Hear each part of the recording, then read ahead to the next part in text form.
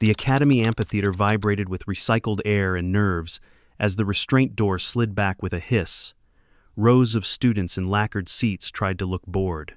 The lighting leaned cold. The floor had that polished glitter that says money and warning signs in equal measure. Evan Hart set his crutch under the seat and adjusted the hinged brace on his right knee. The brace clicked softly. The sound ran up his spine like a metronome for dread. Professor Sell, in his cobalt robe, paced between hollows that showed predator silhouettes and hormone graphs. He lifted one thin hand, and the room stilled. Even the hum of the filtration baffles seemed to listen. "You are attending Xenocog 312. Today you meet a construct bred to be the apex of intimidation in the triad range," he announced. "Its presence induces a fear cascade without contact. We measure pulse, cortisol, and decision latency. We will discuss crowd routing and emergency control in complex environments. You will not move unless instructed." A tall student in handler gray, Cade Voss, stood near the release console.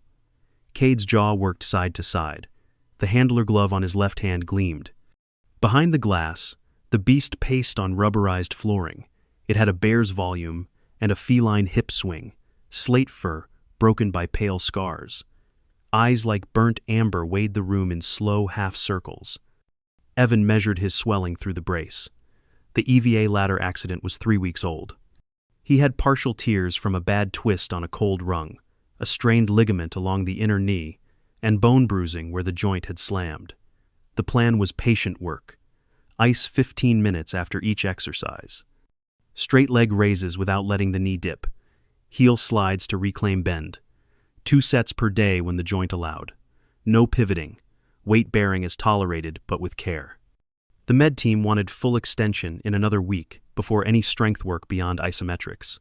He could feel the gentle ache that meant he had done the morning set right. He could feel the sandpaper throb that warned him not to push tonight. The release latch thumped. The class inhaled. The cage door opened like a quiet curtain. The beast stepped out. Several students flinched. One dropped a stylus. The creature rolled its shoulders and filled the space with a low chest sound that was not a growl so much as a reminder of how big lungs can be. It swung its head left, then right, then stopped, its gaze fixed on the top row, on Evan. It came up the steps, not fast, deliberate. The handler raised his gloved hand and issued a crisp gesture. The beast did not break stride. 2 security shapes framed the side doors. Professor Sell flicked a finger without looking, and the doors stayed sealed. The creature reached Evan, and the world narrowed to fur and heat, and the hungry pull in the room as every eye watched. It did not roar. It lowered its massive head. It pressed its brow and cheek into the brace and the tender muscle above it. Evan felt heavy breath through cloth and carbon struts. The beast exhaled and let its full weight sag into his shin until he hissed a small warning through his teeth and slid his leg away by an inch. "Easy," he said, then softer. "Easy." The amber eyes closed. The predator that was built to teach terror curled against him like an animal that had found where it belonged. Within a minute, the rhythm of its breathing slowed. It slept. No one moved. Someone near the front whispered that it was dominance. Someone else said imprinting. A nervous laugh started and died. Cade Voss stared at Evan with confusion turning sharp. The professor did not call for removal. He turned the holodisplay to real-time bios. Colored traces from 24 students spiked and fluttered. Evan's line sat lower than most. His knee pulsed in the overwritten language of a joint that wanted elevation. Evan felt heat rise in his face as he met Cade's stare. He knew why this was happening. The memory had the sharp edges of cold water.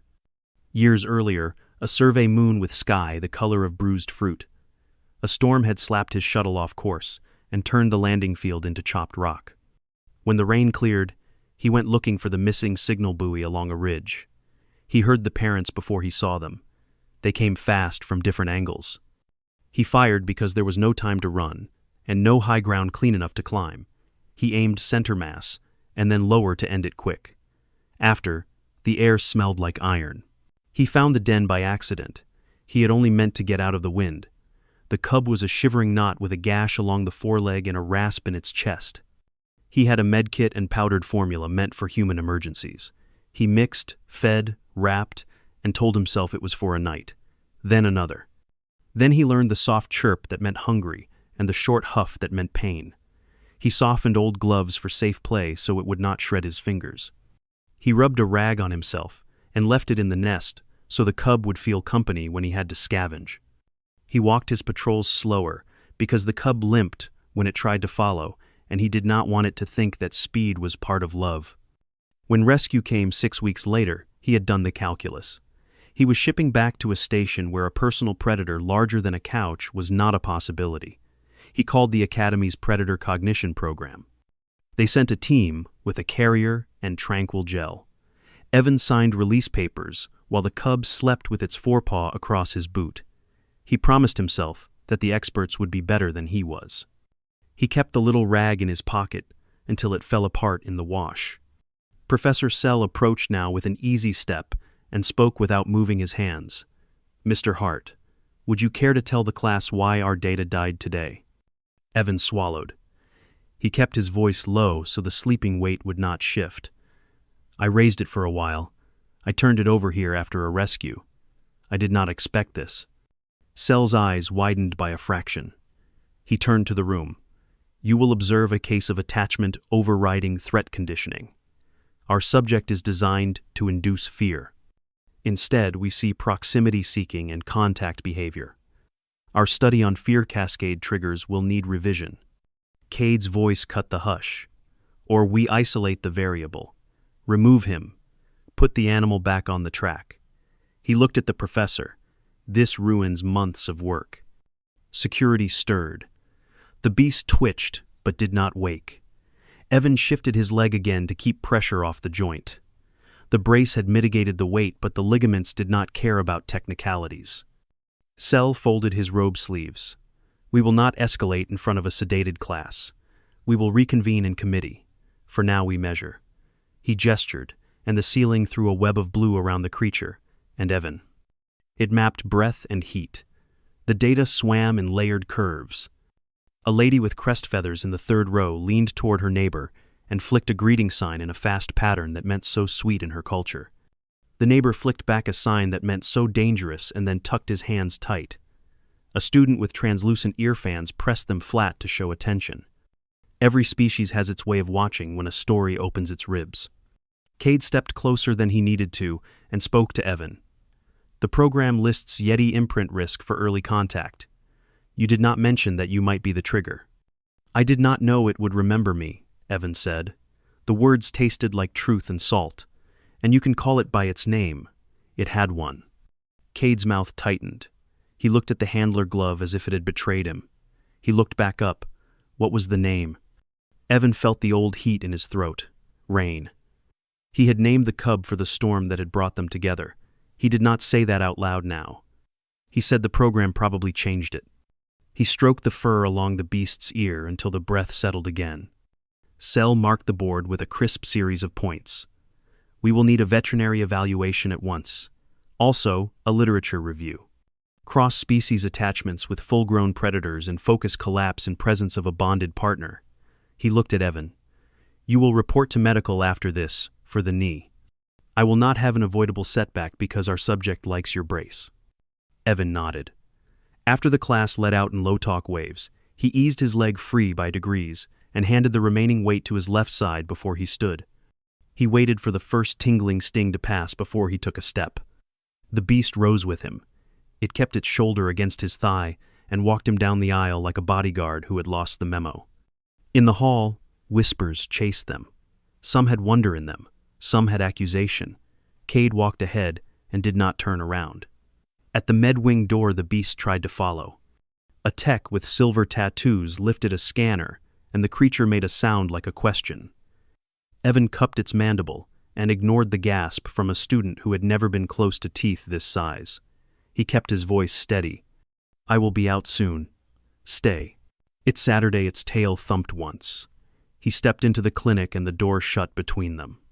The medic, a compact man named Rivera, gave the knee a prudent look. Any sharp pain since morning, any new swelling, any sense of giving way. Evan told him about the pressure from the beast's head and the shift he had used to protect the joint. Rivera hummed.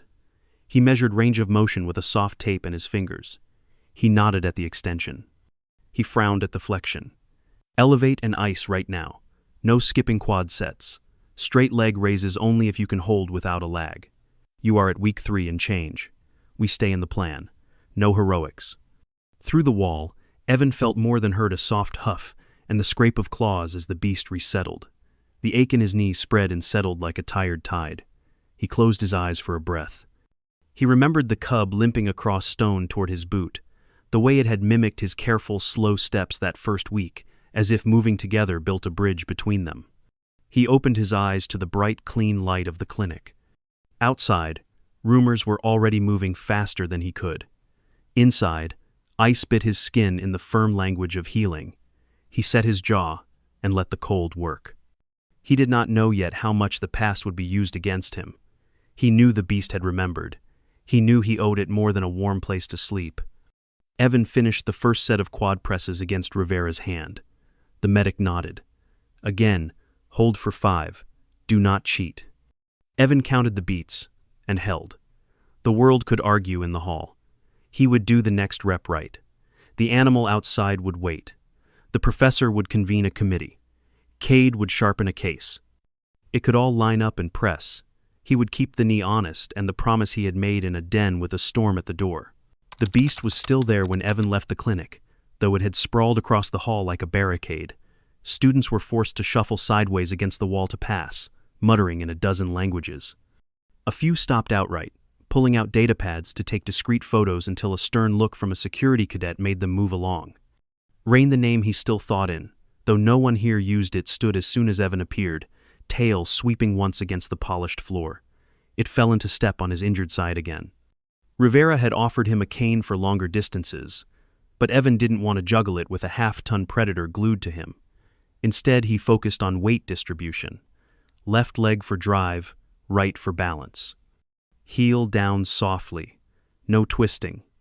The walk back to the dorm wing took twice as long. At the elevator bank, Rain planted itself directly in front of the doors. A trio of insectoid students with chitin plates the color of copper hesitated at the sight. One clicked their forearm joints in a greeting gesture toward Evan, but their antennae swiveled toward the beast in uneasy arcs. "Would you mind?" Evan asked the beast, shifting his tone the way he used to when guiding it away from the cooking heater years ago. Rain didn't move. He exhaled through his nose. "Over here." He patted the wall. This time the beast obeyed, stepping aside with a grace that belied its mass. The students rushed in, bowing their heads slightly, a cultural mark of avoiding offense in close quarters. By the time he reached his room, Rain had nearly blocked the door. Evan had to step over its foreleg to get inside. He left the door open rather than risk the animal trying to force its way through. Within minutes, 2 members of the research team arrived, both in lab grays with scanning rigs slung over their shoulders. "Mr. Hart," said the older one, a pale-skinned Alvrix with eyes that blinked vertically. "We'll need to begin an observational log immediately. Dr. Sell wants a full behavioral record from now until the committee meets." The younger researcher, a human named Sorel, glanced at the beast. "And keep it from following you into restricted spaces. The handlers are already furious." "I can try," Evan said, "but if it decides to park itself outside the sanitation unit, I can't exactly lift it out of the way." The Alvrix tapped on a datapad. "We'll post a rotation of students to shadow you. Data first, politics later." Rain lifted its head at the word students, ears angling slightly. It didn't move until the researchers left. That evening, Evan limped to physical therapy. The med bay had cleared the late slot for him to avoid the rush, but not the stairs. As soon as he entered, Rain followed, padding between equipment racks. The therapist, an older woman named Magda, stopped mid-sentence with another patient. "You weren't kidding," she said flatly.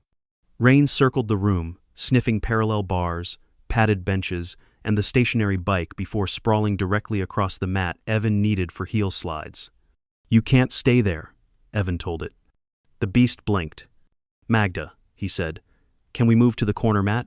"That's the kids' stretching station," she said, "but fine. We adapt."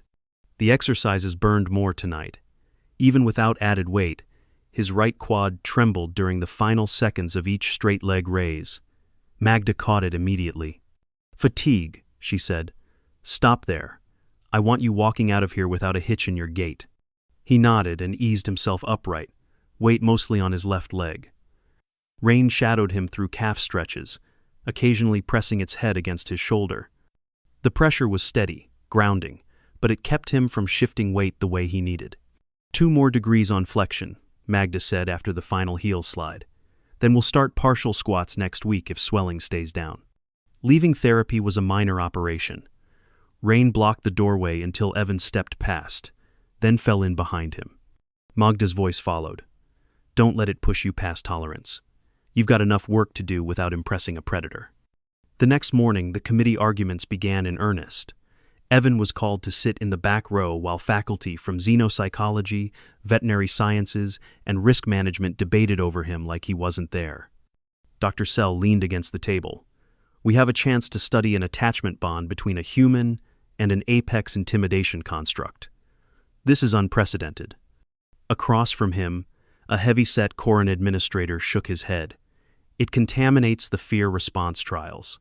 We've invested 18 months in this subject's conditioning. Removing the human is the clean solution. It's also the fastest way to create unpredictable distress," Sell countered.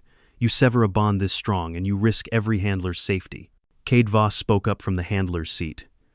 "Or, we keep letting it follow him around until someone gets hurt. What happens if it decides another student is a threat?" The Koran administrator's voice hardened. "You've read the report on the incident where the animal's parents were killed. Self-defense or calculated elimination? Either way, not a good foundation for an experimental subject." Evan sat forward. "You think I hunted them for sport?" Cade's gaze met his without flinching. "I think the full story hasn't been told." Sell raised a hand. "Enough. Hart. Until the committee decides, you'll continue your rehab under observation. The animal stays within visual range, but no physical contact outside of supervised sessions." Rain, of course, ignored that within an hour, meeting him outside the dorm again and falling into step like nothing had changed. By mid-afternoon, rumors were circulating faster than official updates. A group of students in the dining hall went silent when he entered. 2 of them watched Rain from their table with the kind of fascination reserved for slow-moving disasters. Later, as he returned to his room, he found Sorrel waiting in the corridor. "We've scheduled a late-night observation," she said. "Animals showing atypical movement patterns. You're invited. Some of the team think you'll keep it calm enough for closer analysis." Evan hesitated. His knee throbbed from the day's load. "What time?" 23 standard. Rain made a low sound beside him, almost as if it understood. Evan looked down at the beast, then back at Sorrel. "Fine. But I'm not running it through any paces tonight." "No one's asking you to run," she said. "Just be there." Evan had the sense that just being there was already turning into more than the committee could handle, and from the way Cade passed them in the hall without a word, he suspected that was exactly the problem. The observation lab was dim and cool, lit mainly by soft blue tracking grids that mapped the creature's every move. Banks of hollow monitors displayed muscle strain, respiration rates, and biofeedback curves in real time. Evan stood just inside the barrier line with a crutch under one arm. He'd conceded to using it tonight, both to take strain off his knee and because walking long corridors in the dark with a predator at your side drew too many stares without it. Rain was already inside the enclosure, padding slow circles. It kept looking back toward the glass partition, ears flicking in short, irritated angles. "She's restless without you," Sorrel said, adjusting a wrist display. "We've seen pacing behavior since we brought her in earlier." "It's not restlessness," murmured Dr. Valric, the lead veterinarian, his voice gravelly with fatigue. "That's favoring on the right foreleg. Watch the stride length." Evan squinted through the glass. Rain's gait did look off. Every 4th step, the right forepaw landed a fraction softer, the shoulder dipping just slightly. Subtle enough most people wouldn't see it, but to Evan, it was as clear as his own hitch on bad days. Sorrel keyed the comm. "Subject 7, approach the barrier." Rain ignored her. It continued pacing until Evan stepped forward to the clear wall. The moment it saw him, the beast crossed the floor and lowered its head until the glass stopped it. Its breath fogged the surface. "You want me in there?" Evan asked. Valric hesitated, then nodded. "Go in slow. Keep the brace visible. If she's mirroring you, I want to see it up close." Inside the enclosure, the floor was padded in alternating sections, some firm, some with a softer give for joint analysis. Rain moved toward him immediately, pushing her head under his free hand. Evan let her lean for a moment before stepping forward. She matched his pace exactly, left side against his right knee, each of them favoring their opposite limbs. Valric's voice came through the overhead speakers. "Stop. Evan, walk a straight line to the far mark. Let's record this." He started forward again, focusing on keeping his stride, even without overloading his bad leg. Rain mirrored him perfectly, dipping on her right foreleg when he eased onto his left. It wasn't the exaggerated limp of imitation. It was measured, consistent, the kind that spoke of muscle memory, not mimicry. "Hold there," Valric called. "Evan, step back to the start." They repeated the path twice more. On the third pass, Rain hesitated mid-stride, weight hanging for a heartbeat before she moved on. Evan remembered that pause from years ago, the cub stopping on a jagged slope, uncertain whether the next step would hurt. Sorrel approached Valric's console. "Maybe she's learned this as a sympathy behavior. Predators have been observed adjusting to match the weak side of a bonded partner." Valric shook his head. "It's deeper than that. Look at the EM scan overlays." The hollow above the console lit with skeletal and muscle imaging. Fine lines of denser tissue ran along Rain's right foreleg, just above the joint. "That's micro-trauma scarring," Valric said. "Old injury, long healed but never fully symmetrical again." Evan's throat tightened. "She got that the same night her parents died." Valric nodded slowly. "Then it's not mimicry. You both walked away from that night with the same limitation. She's not just remembering you, she's remembering the shared damage." The room went quiet except for the low hum of the scanners. From the far end of the console, Cade's voice cut in. He'd arrived without Evan noticing. "That doesn't change the fact she's supposed to be our primary intimidation subject. If she's this bonded, the fear cascade is compromised." Valric's eyes narrowed. "It changes how you handle her. This bond is valuable in ways your training metrics can't account for." Cade gave a short laugh with no humor. "Valuable if you're trying to turn her into a pet." Evan turned, meeting his gaze. "I didn't ask for her to remember me. And you've seen what happens when she's agitated. Are you volunteering to take that risk without me present?" Cade's mouth worked, but no words came out. "Enough," Valric said, closing the scans. "The data speaks for itself. I'll recommend to the committee that Evan remains involved on a controlled basis." The session wound down with more gait tests and close examination of Rain's old scar tissue.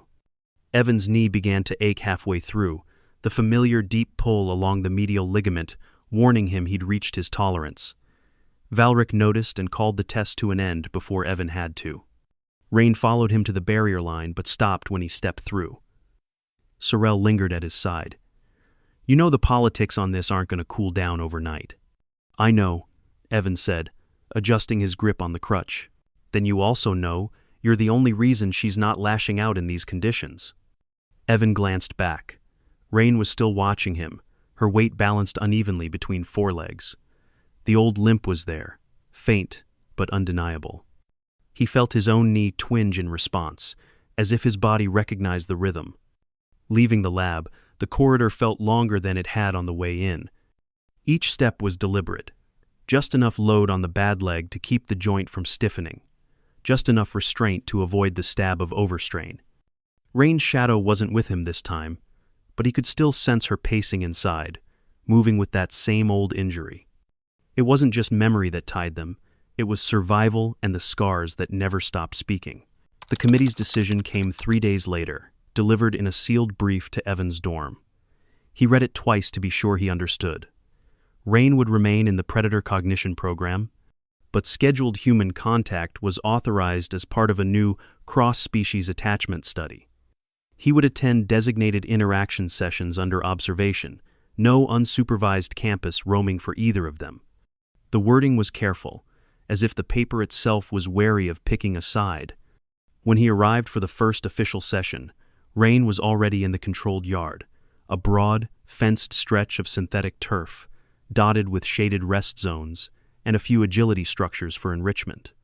Cade stood at the far end, handler glove on, issuing a series of sharp gestures. Rain obeyed the first two commands sluggishly, then froze on the third. Her gaze shifted toward the entrance where Evan stepped through with a slow, even gait. The change was immediate. Rain broke from the course, loping across the yard. She slowed just before reaching him, lowering her head until it brushed his thigh right against the brace. "See?" Cade called out to the small cluster of faculty watching from the perimeter. "Won't respond properly if he's here." Dr. Sell, hands folded behind his back, replied without looking away from the scene. Or perhaps she responds differently, which is exactly what we're here to study. Evan crouched, carefully bending from the hips, not the knee, and ran his hand along Rain's shoulder until he felt the faint ridge of her old injury under the fur. She pressed closer, exhaling in a slow, steady rhythm. For the next half hour, the handlers ran a modified sequence, fear cascade triggers interspersed with calm contact cues. When Cade tried the high-intensity startle protocol, Rain's hackles lifted, but instead of focusing on the students planted in the field as targets, she stepped sideways, putting herself between Evan and the source of the noise. Sell made a quiet note on his datapad. Between drills, Evan walked slow laps with her, focusing on his own rehab goals, keeping stride length consistent, avoiding hip compensation. Every so often, Rain would shorten her step on the right foreleg, the ghost of her old limp matching his. By the end, his knee ached with that deep, tired soreness that told him he'd pushed it just far enough. Magda would likely approve. After the session, Cade removed the handler glove with a jerk and stalked toward the gate. He paused near Evan. "You know she'll never be the intimidation subject she was meant to be." Evan met his eyes. "Maybe she'll be something better." Cade shook his head, muttering something Evan didn't catch, and left. Sell approached a moment later. "Your next therapy block starts in 12 minutes. I'll walk you out." They moved toward the exit, Rain trailing close until the gate separated them. She stood there, watching, as Evan stepped through and the latch engaged. Therapy that day was smoother than most.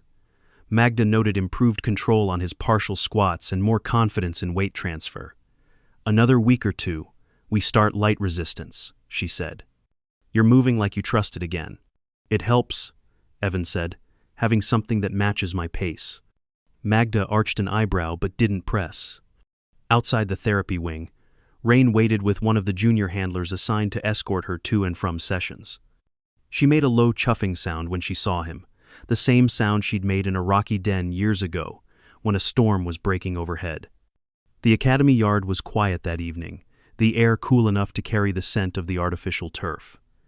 Evan sat on a bench just outside Rain's enclosure while she settled in the grass on the other side of the fence. For a long while, neither moved. The rhythm of her breathing matched his without effort. He traced the line of his brace with one hand, feeling the smooth panels and the warmth beneath. On her leg, under fur and skin, the scar tissue would be there forever, just like his. Different injuries, same night, same survival. Across the yard, one of the lights clicked on with the long shadow of dusk. The world beyond the fence was full of debates and research papers, and people deciding what her value should be. But here, in this small strip of turf, there was no question. Some bonds were forged in comfort. Theirs had been forged in pain and had endured because neither had ever fully walked it off. Evan leaned back, letting the day's work settle in his muscles, and Rain lowered her head to the ground, eyes half closed. The space between them felt less like a barrier and more like a reminder. They could stand apart now, but they'd carry the same scars for the rest of their lives. And somehow, that was enough.